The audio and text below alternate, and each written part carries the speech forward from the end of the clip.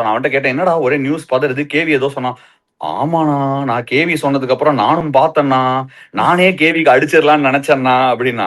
நான் உடனே என்னடா ஆச்சு அப்படின்னேன். இல்லண்ணா என்கிட்ட எந்த இன்ஃபர்மேஷனுமே இல்ல. நான் உங்ககிட்ட ஒரு விஷயம் வந்து இதுவா சொல்லிடுறேன். நான் கேட்டேன் வந்து, டேய் இதுவாவே வந்து நான் சொல்லலாமாடா மெசேஜை நீ சொல்றது அப்படின்னு கேட்டேன். ஆனா சொல்லுங்க நான் பரவாயில்ல, நான் ஒன்றும் பிரச்சனை இல்லை அப்படின்னு சொல்லியிருந்தான். ஸோ நான் உடனே என்ன கேட்டேன், என்ன என்ன சொன்னான்னா, எனக்கு வந்து குஜராத்ல வந்து அவங்க எடுத்தாங்க.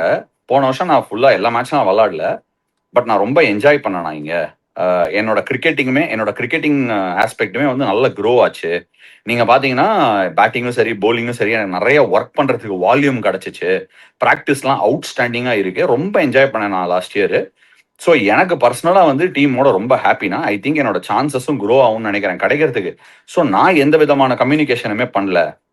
அன்லஸ் அண்ட் அன்டில் ஃப்ரான்ச்சைசி லெவல்ல கம்யூனிகேஷன் பண்ணியிருந்தாங்கன்னா எனக்கு தெரியல அதை பத்தி. But I don't have any knowledge. But I am very happy where I am in life அப்படிங்கறத ரொம்ப கிளியரா சொன்னான்.